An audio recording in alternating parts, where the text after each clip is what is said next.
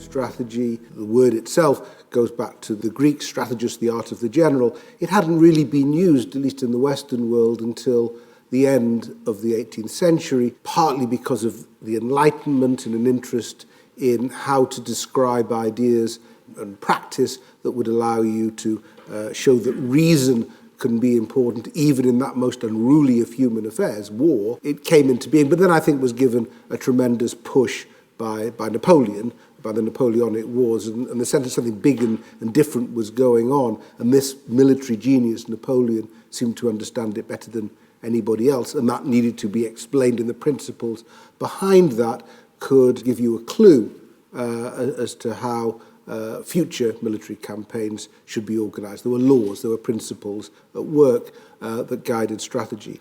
Not long after this Napoleonic period, professional revolutionaries who came into being in the 1830s looked back at some of these ideas, read the literature that had been generated around Napoleonic strategy, and started to try to apply it to revolutionary strategy. So you have another strand that comes in from about that period, and those of you who are familiar with radical politics know a lot of the arguments that were set in motion at that period haven't stopped. And then you have the third wave, which comes in much later, when really not until the early 1960s do you find business leaders and those writing for them starting to talk about the need for a strategy.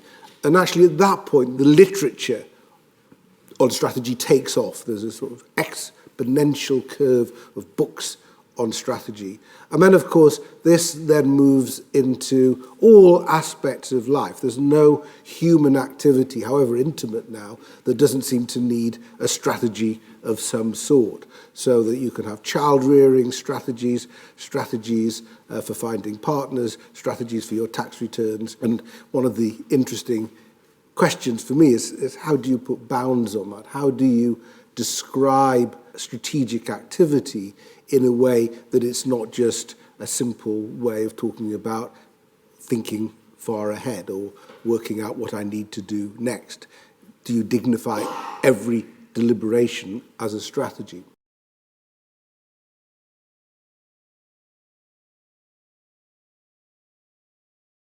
In each of the areas I've described, the surge of interest in strategy reflected a belief that somehow this was a way by which bright, intelligent, well-informed leaders could control events, how they could face all sorts of challenges and adversity and come out on top because somehow these people understood what needed to be done, what could be done, better than others.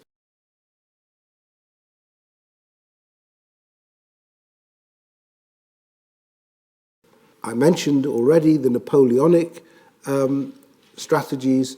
The first great interpreter of strategy, not Clausewitz, who came a little afterwards, but Jomini, the Swiss Jomini, who was with the French, never really, throughout a very long life, moved away from the view that if the certain principles were followed, then the clever general, the general of genius, could get to the decisive victory which would win the war. It was a theory of battle and decisive battles, but it was based on optimism that an enemy could be defeated, and once the enemy was defeated, then the state, the enemy state, could be subjugated.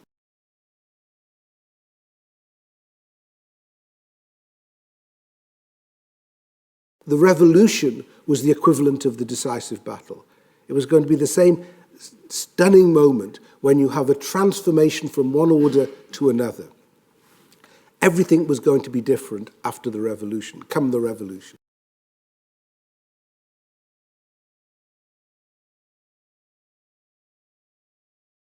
And then with business strategy too, a lot of the original business strategy was based actually on the needs of the big American corporations, in particular General Motors.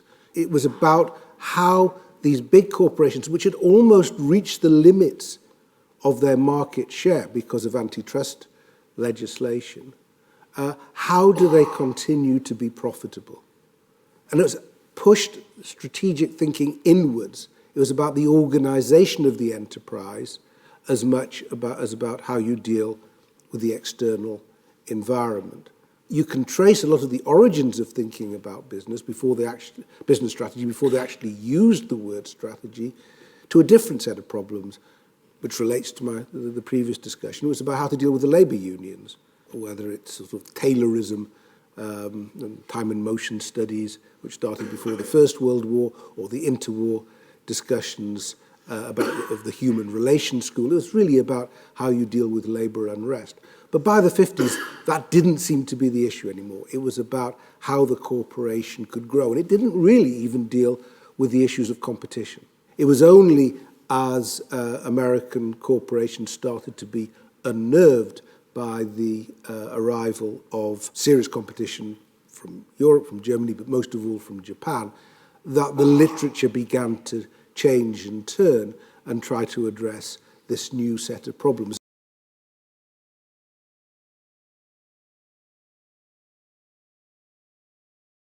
Confidence about the ability to control events from the perspective of corporate America of the 1950s is gradually eroded.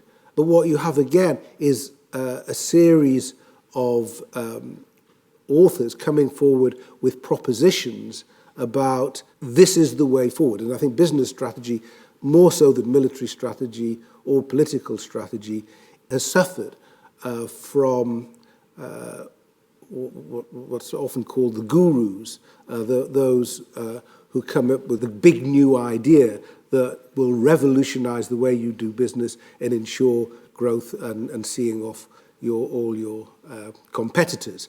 Peter Drucker, who was one of the first great business strategists, said to him, what about the gurus? He was sometimes described as the first guru, said they use the word guru because charlatans too long to fit on a headline. And I discovered there's a whole academic literature about fads and fashions in strategy, which goes through the speed with which these are taken up and eventually dropped.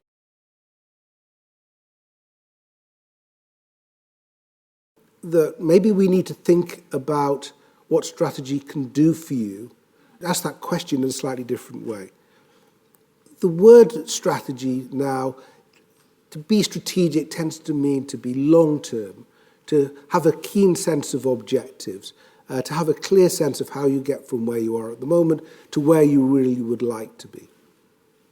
And that sort of thinking can be very valuable. But in practice, it's also very difficult and flawed for a number of reasons. A strategy is not synonymous with a plan. Plans can be very useful, especially in those things you can control.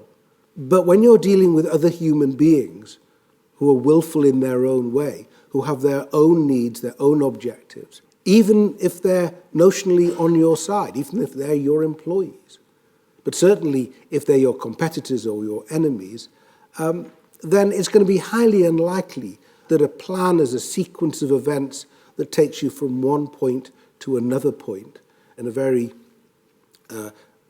predictable process is going to be realized. Something is going to happen.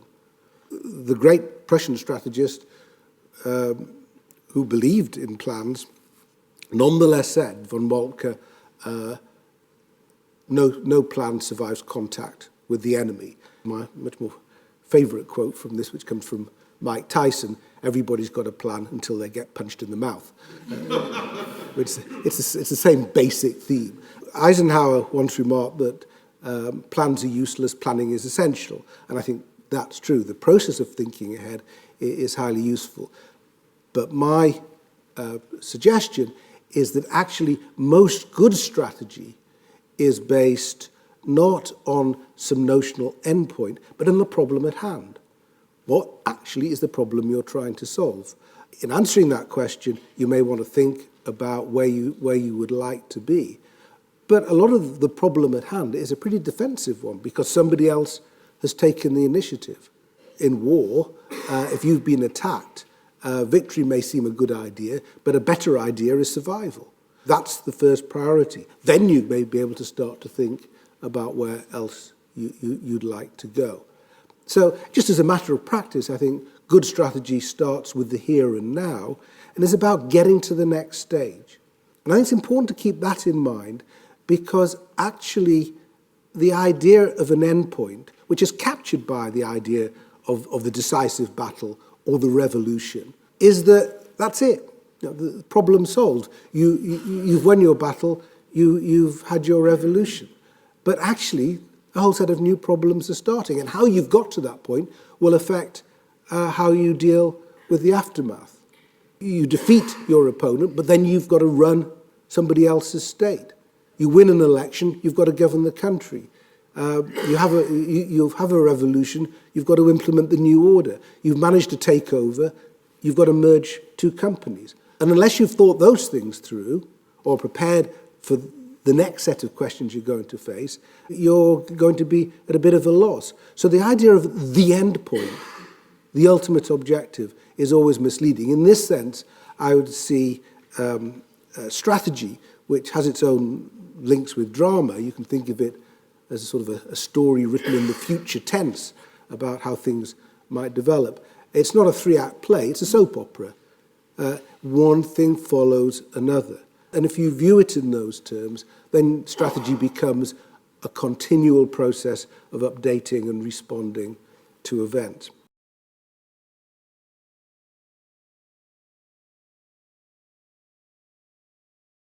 So, to conclude, the history of strategy is, to some extent, a history of disillusionment.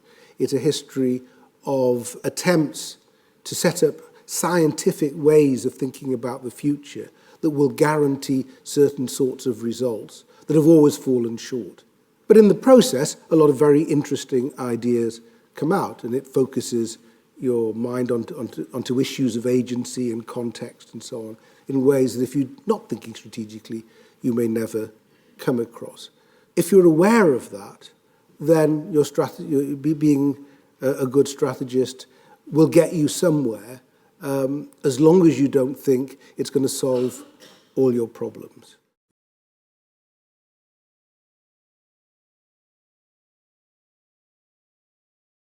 The relationship between the notion of strategy and the notion of uncertainty. Sometimes we see strategy as a way of coping with uncertainty, as it were living with uncertainty, and sometimes we see it as a way of resolving uncertainty, removing uncertainty. It sounds to me as though you're a supporter of the former rather than the latter view. Definitely, it's about coping with uncertainty, recognizing uncertainty, but in no sense overcoming it.